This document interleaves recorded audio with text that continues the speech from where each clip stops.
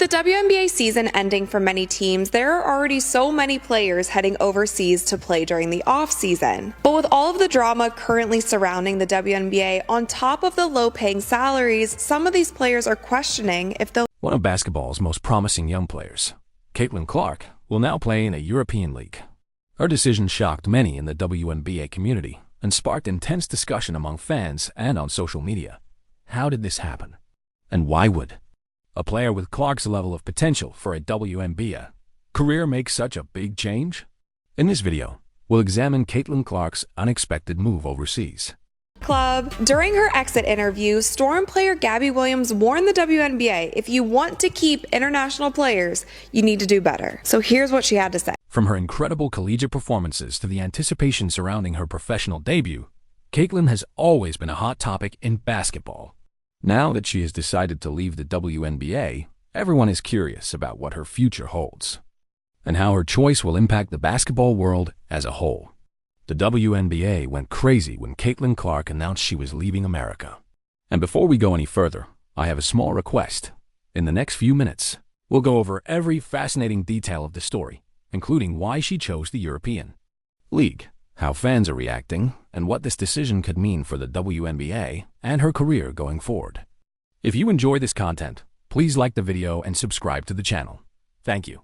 More than 98% of you watch the videos without subscribing, which is free of charge, but really helps us.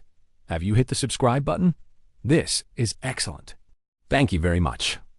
Now, to see why this choice is so important, watch the video again and think about who a player is.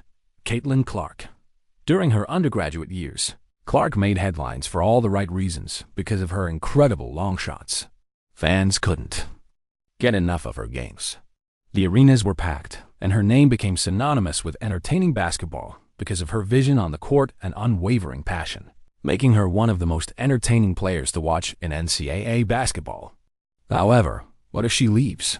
The norm for WNBA players to play during the regular season and then during their off-season play overseas. This is something that has been happening for like the entirety of the WNBA. It even went as far as to 1 year in 2015, Diana Taurasi played in Russia and did not play in the WNBA. And it was never outright stated that she didn't play in the WNBA because Russia basically put that in their contract, that if she went there, she couldn't play. But that was pretty much what everybody thought happened because Russia paid Diana Taurasi at that time $1.5 million salary to play in Russia. Now, at the time in the WNBA, the salary, like the highest salary in the league, was $107,000. So obviously, given that Nike is just disregarding their contract with Clark, can you really blame her for accepting such a deal? Caitlin Clark's charm was evident in equal measure to her abilities. She exuded a composed confidence on the court that was hard to match. Joy was evident even on television, and she soon rose to prominence as the next big thing in women's basketball. By the end of her college career, nobody thought Caitlin Clark was headed for greatness, and the WNBA was the place for her to advance her skills. Therefore, when it was revealed that Clark would not be joining the WNBA immediately and would instead play overseas, the entire basketball community was shocked. Fans had been expecting to watch her break records and excite crowds with this unexpected decision, and many started to wonder why. And I feel like with the growing popularity of the WNBA and with players able to, make money off brand deals and this and that and their celebrity rising, there could be a world where more of these private owned EuroLeague teams, I could see some of these teams going after some of our star players in the The league fans were thrilled to see Caitlin Clark compete against the best players, including A'ja Wilson and Breanna Stewart, and they anticipated that her unique style of play would change the game. Clark has a sizable fan base that has followed her from college to the pros, which could be very advantageous for the league. Just look at the games she played against Sabrina Ionescu. Fans of Clark versus Diana Taurasi were anticipating these games, and many thought Clark might help boost WNBA viewership. She had previously packed stadiums during her college career, so it seemed that she would do it again in professional games, and that is exactly what she did. She nearly broke all attendance records and all other records. But now that it has been reported that she will play in another nation, all of her hopes for a second season are on hold, at least temporarily. The WNBA, which already struggles to draw attention, may have to continue without one of the most captivating players in years, which raises a significant question. What will happen to the league next? Will they be able to replace Clark, or will this be a lost chance with lasting effects? You may be asking why Caitlin Clark is going to Europe right now. Could it be better than the WNBA? There are other reasons why she might have made this choice. First of all, Clark has a lot of talent in Europe, where basketball is very popular. Countries like Spain, Turkey, and Russia offer her the chance to learn new skills and overcome new challenges before entering the WNBA. Now, let's talk about money. Many female basketball players in Europe earn significantly more than those in the WNBA. This has been a hotly contested topic, and for sportswomen like Clark with sizable fan bases, the financial incentives may be too alluring to resist. Clark has the ability to sign big contracts with teams in that region.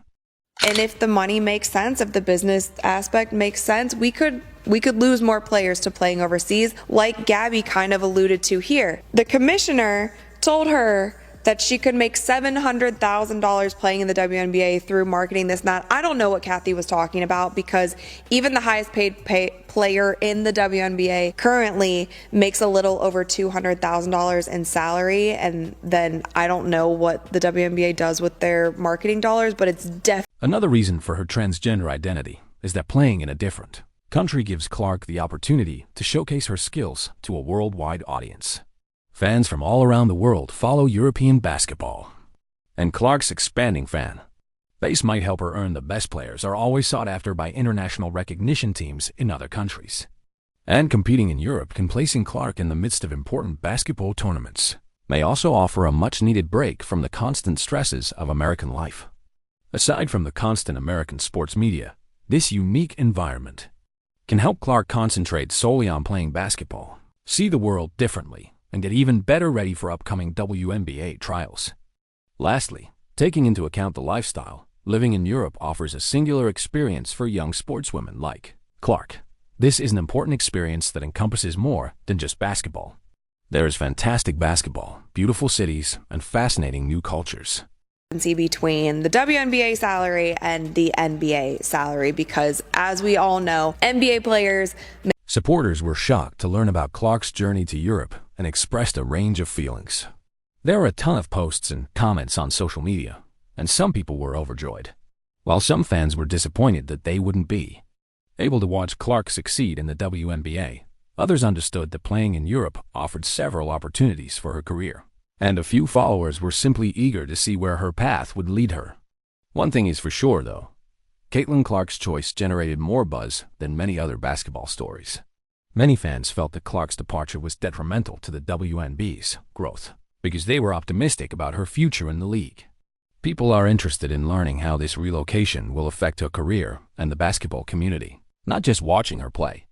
Our biggest star in the league, Caitlin Clark, is only making a base salary of around $76,000 or $78,000 for this first season. She signed a 4-year, just over $300,000 rookie salary. So Caitlin's rookie salary is a little over $300,000 for 4 years, and that's all that she's going to make in the WNBA. Now, I feel like there could be a team overseas who would love to snatch Caitlin Clark away from us and give her a crazy offer. I mean, Ice Cube was about to give her $5 million to play in less than 10 games in the Big Three. So the money is there, and if these owners are smart with it, I could definitely see more WNBA players going overseas and possibly not returning. It's shocking to learn that the WNBA did not foresee this decision from months. Everyone thought Clark might emerge as the next big thing in women's basketball in the U.S. But now that she might play in Europe, the league would be in a difficult position.